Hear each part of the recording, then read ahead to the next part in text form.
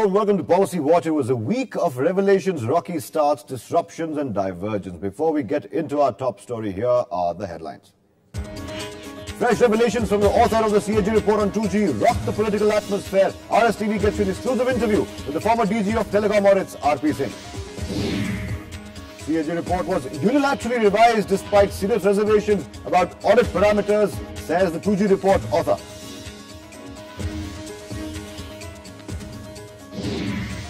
Government gets going on disinvestment.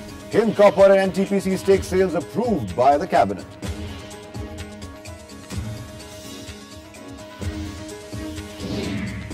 And the winter session of Parliament gets off to a rocky start. Opposition adamant on a vote on FDI. Government says yes to debate and no to a vote. Those were the headlines. And returning to the Policy Watch set this week is Soma Banerjee, National Policy Editor at the Economic Times. Welcome, Soma, back to the show. We'll get straight into our first story.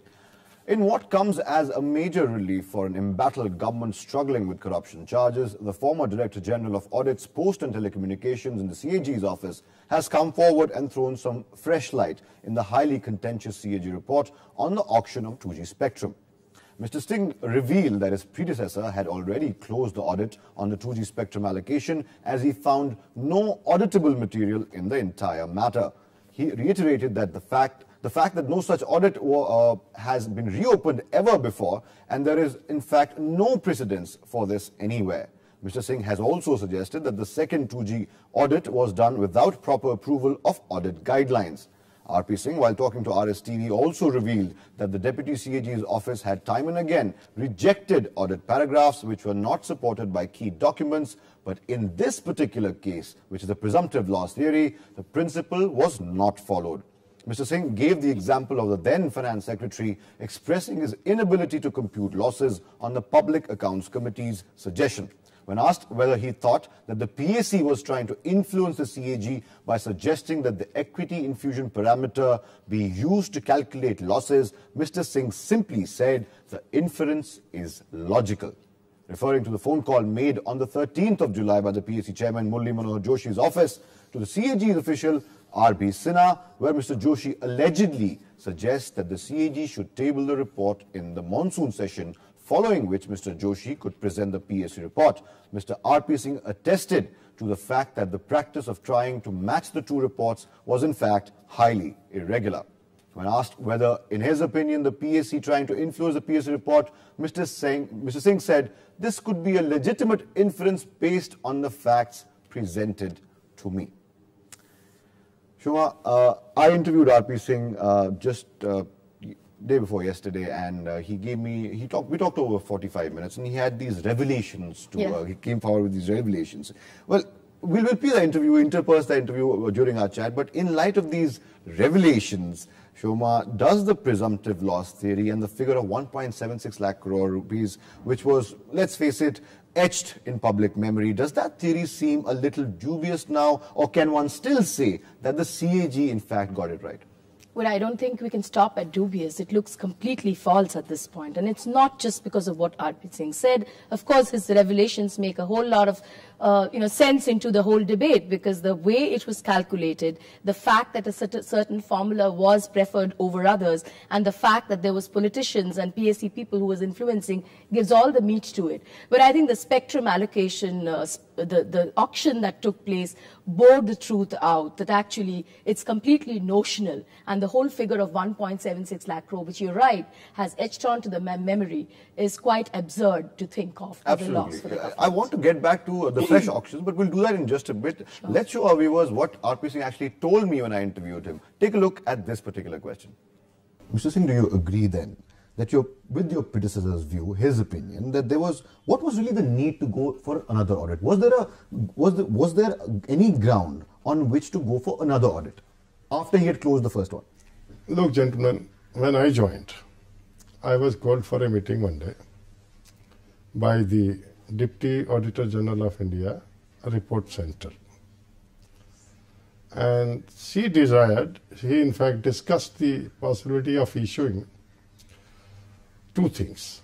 First was the 2G, allocation of spectrum and pricing, and second was the to verify the revenue receipt of the government, which government receives after the on account of the spectrum usage charges, by verifying this amount with the books of the operating providers, the service providers. Right. These were the two topics which were decided to be examined by audit.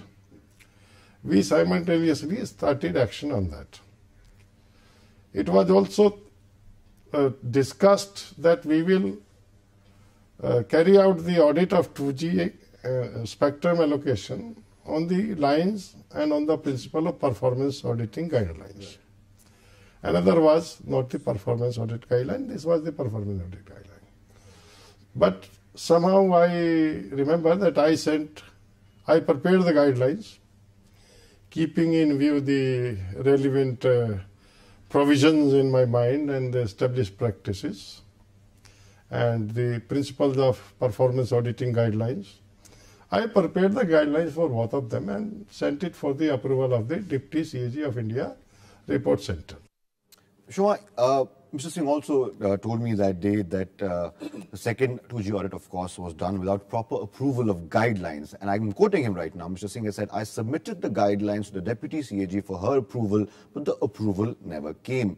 Mr. Singh also gave the example of Ashok Chawla. He was Finance Secretary then. He said, I can't compute losses based on what you're telling me. When I asked him whether he thought that the PSC was trying to influence the CAG in any way whatsoever, also suggesting that the equity infusion in the companies, the infusion that parameter be used to calculate losses, Mr. Singh simply told me that inference is logical. Your thoughts on that, on the PSC trying to influence the CAG? You know, by itself, this sounds very, very disturbing to my thought. One, the CAG itself is a constitutional body, so is the PSC. The fact that you actually have deliberations before the preparation of a report between the PSC and the CAG seems to be illogical and unheard of as of now. We've heard of PSC deliberating with CAG officials or even calling CAG officials for deposition once the report is tabled in Parliament. But what does a Parliamentary Accounts Committee have to do with the CAG while computing a report? I mean, the auditor's job is to go into the government's books and see the revenue and give its report. And then it's the parliamentarian's job to get into it and see if there was really some wrong on the part of the government or a revenue loss. At this stage, or these revelations actually show that the PSC, or actually Dr. Murali Manohar Joshi, who has been named, was talking to CAG officials, telling them which theory to adopt, telling them about the losses, which surely raises a huge question mark over both these constitutional bodies, which I think is the great damage that has been done. Absolutely. Mr. Joshi's defense right now, he says that I'm the PSC chairman, I can call anyone. Does that hold any water? No, really. I mean, that's what I'm saying. You can call anyone, but that's only after the report is tabled. Before the report is tabled, who is an accounts officer, who is an auditor, I mean, why are you calling him? Absolutely. You don't have the substance on the basis of which you're calling someone. So there definitely is a question of motives here as to why the PSC chairman, as in Dr. Joshi, was calling auditors or CAG officials even before the report was prepared. Right. We'll take a look at another question that I had asked Mr. RP Singh. More from that interview. Take a look. My next question, sir, of course, let's come to the PAC now. The Public Accounts Committee, headed by a senior member of the opposition as well. Ashok Chawla used to be Finance Secretary then. He had expressed his inability to compute losses.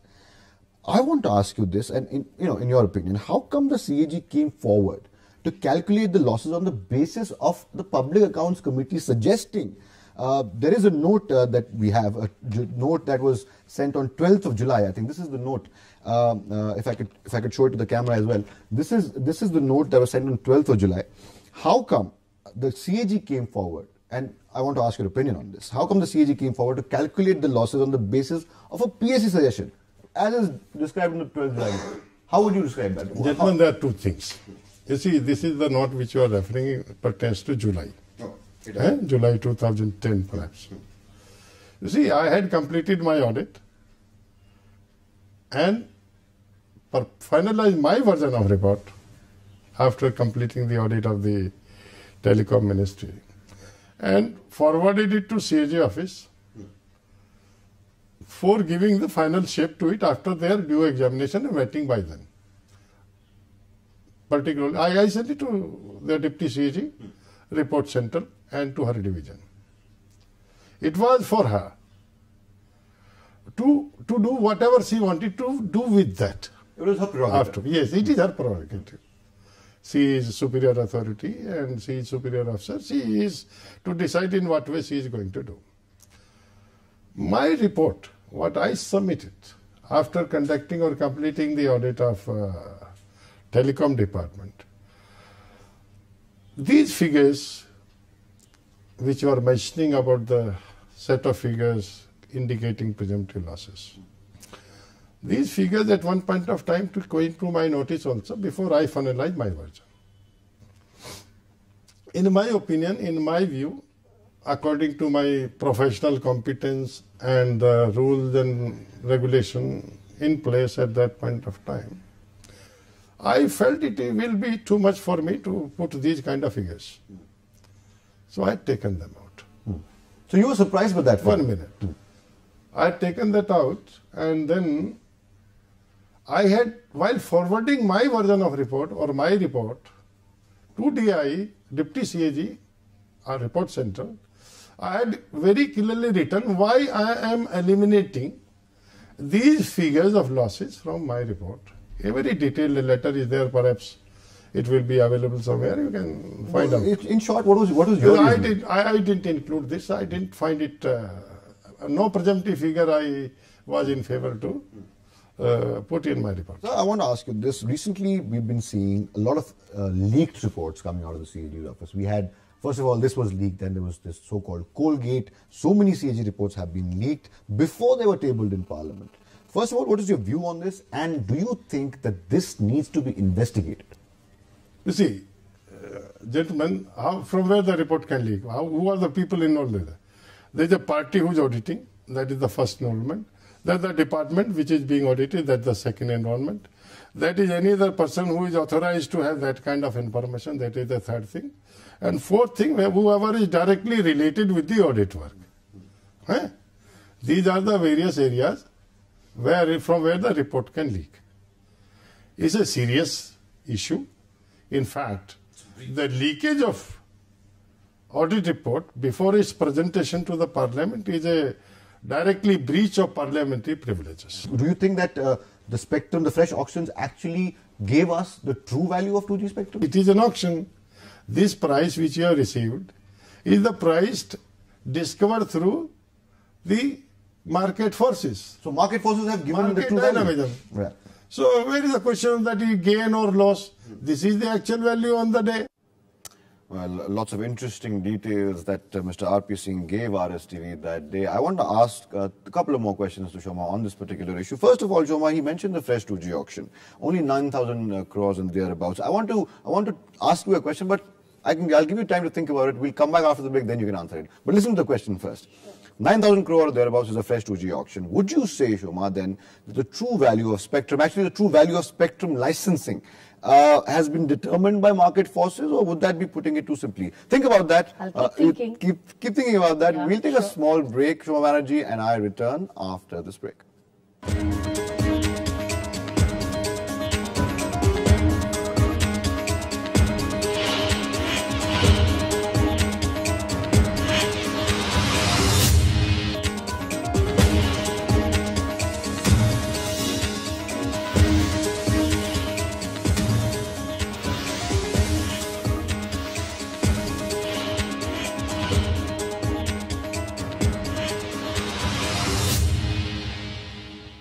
Welcome back to Policy Watch. I'm still in conversation with Soma Banerjee, National Policy Editor of the Economic Times. Before the break, Soma, I asked you a question. Would it be putting it too simply that the true value of spectrum licensing has come before us, because of these fresh auctions? What is a market value? Market value will depend on the circumstances on the market that prevails now. I think it's completely wrong to compare what happened in 3G 3 years earlier to what is happening now. Number one, the market conditions have changed dramatically. They're not just idhar-udhar. I mean, it's a full dramatical change. Globally, there is a recession which is setting in. Companies do not have the money. Banks have gone tight. Monetary policy is tight. So the fact that they can put only that much on the table is for everyone to see. from the company's point of view. Second, and this is very important, is the policy atmosphere. I mean, look at what the policy atmosphere was 3 years back. We were gung-ho. I mean, growth was at its peak. Investments were flowing in. India was a doing story, a great story. What's the story today? Today, there is a real need for investments to come in. Government is going out of its way to get investors in. And there is policy uncertainty. You have already had one whole washout of a parliament session. The winter session has begun with a very sad note. Well, Rocky sir, perhaps another washout. Exactly. And you think the investors or the companies really want to put their money now? I would think twice if I was an investor. So I think it's, yes, this is giving you what the value of spectrum is at today's day and age. It's wrong to compare it with what happened 3 years earlier. Absolutely. It's a slightly technical question now, because we saw the interview with Mr. RP Singh. He mentioned 3 technical issues, the parameters on which the audit was calculated. He said, he mentioned the Estelle parameter about the dubious offer to the PMO. Right. That was one. The other one was the comparison of 2G with 3G. He disagreed with that as well. And he told the CAG and the Deputy CAG's office that he disagreed with that. Also, the third one was the fact that telcos got fresh equity after getting spectrum licenses. Singh had serious differences with the fact that these parameters were used to calculate a loss, which according to him cannot be calculated. Thoughts?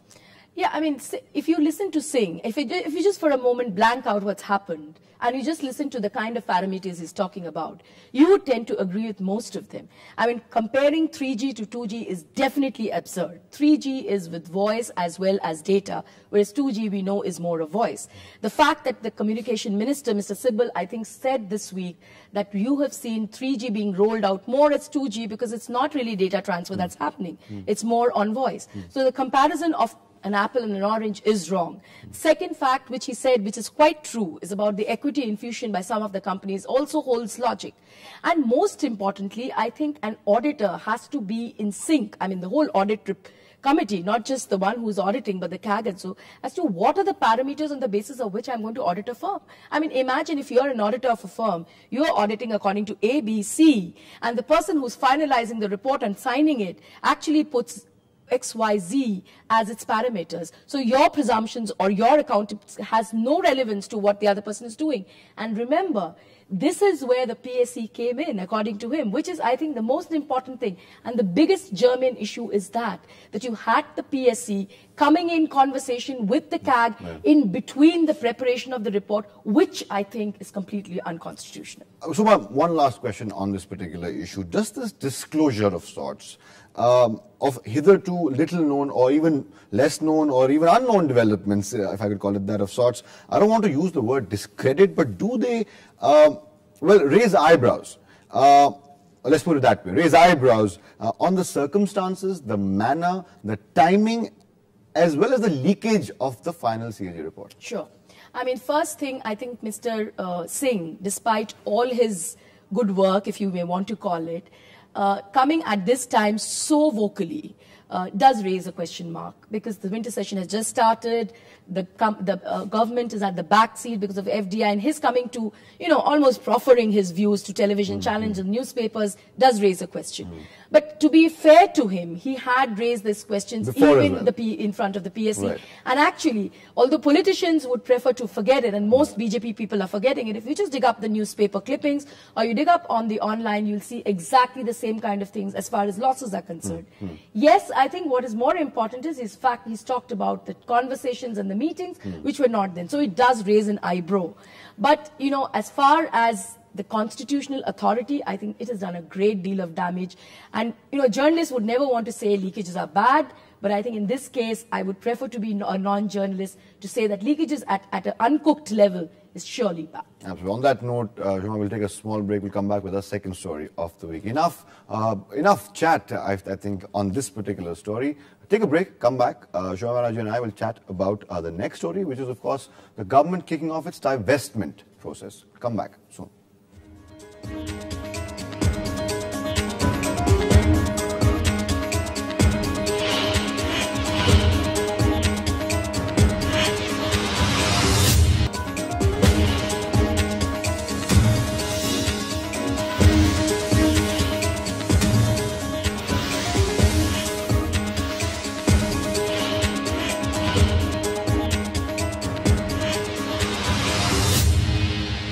back to Policy Watch. In a move aimed to cut the fiscal deficit, the Cabinet Committee on Economic Affairs, or CCEA, on Thursday approved the proposal to disinvest 9.50% stake in the state-run power major NTPC. The scale of the stake sale is about 783.3 million shares, equivalent to 9.5% dilution in the government stake in the power company. Currently, the government holds about 84.5% stake in NTPC. Here's a report. Take a look.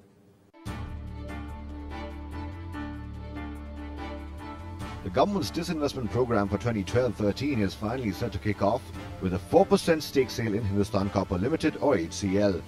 The empowered group of ministers on disinvestment on Wednesday okayed the price for offer for sale, or OFS, through stock exchanges. The disinvestment department has lined up Oil India and NMDC for stake sale in December.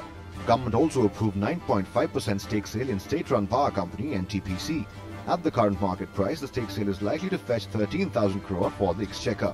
The government has set up a disinvestment target of 30,000 crore for the current fiscal. The government has 84.5% stake in NTPC, a Maharatna company. Post-disinvestment, the government stake would come down to 75%, and that would also help NTPC to comply with the minimum public shareholding norms. Meanwhile, the government has decided to reallocate 3 coal blocks that were taken away from NTPC for delay in the development of those mines. With the reallocation of these coal blocks, the overall valuation of NTPC is expected to go up. The government has already cleared a proposal to disinvest 10% stake sale in defence equipment maker Hindustan Aeronautics Limited, NALCO and MMTC, along with a few more companies in its bid to meet its divestment target this year. Bureau Report, RSTV.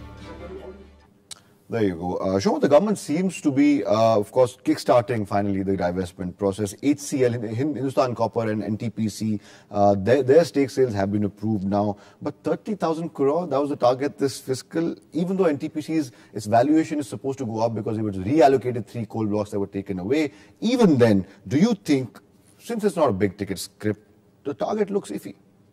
It does. It does look iffy, not so much because of the companies and the fundamentals. I mean, NTPC is a strong script. It's been a darling at the stock exchange and has done well previously. But I think the market conditions are not so strong. I mean, I know Finance Minister Chidambaram his eyes are on the stock market index. He makes it sure that, he gives all the pump that's needed to see that the markets are robust. But, he can't help the global circumstances. He can't help FII sentiment, and he can't help what's happening around the world.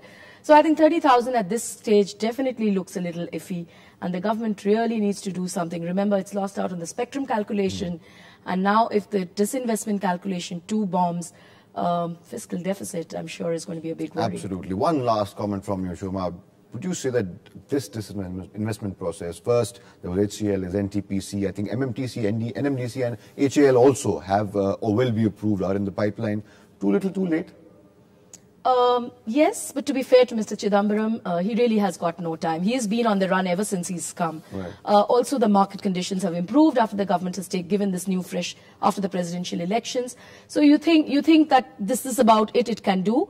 We can just hope and pray for this government, because fiscal deficit is something which is going to be a big worrying factor as they move into the poll mode and more expenses from public spending comes along. Absolutely. Thank you so much, Soma Banerjee, for joining us on Policy Watch. That, of course, was our favorite guest, Soma Banerjee, talking about, first of all, our top story on Policy Watch was the big interview, the revelation that RP Singh, former DG of Audits in Post and Telecommunications in the CAG office, he came forward to the media and revealed what all he did. You've seen the interview. I don't have to speak much about it, but of course, raising serious questions about leakages. It is a breach of parliamentary privilege, of course, that the CAG report was leaked before it was tabled in Parliament. And of course, the role of the PAC, the less I say about it, the better. Intelligent people will make their own inferences. Our second story this week on Policy Watch was the divestment process being kicked off by the government. Hind Copper and NTPC stake sales have been approved by the cabinet, but like Soma said, the target seems a little iffy, but our finance minister is hard at work, and let's see if market forces and market conditions improve, anything could happen. Athar saying goodbye, good night, and thank you for watching Policy Watch.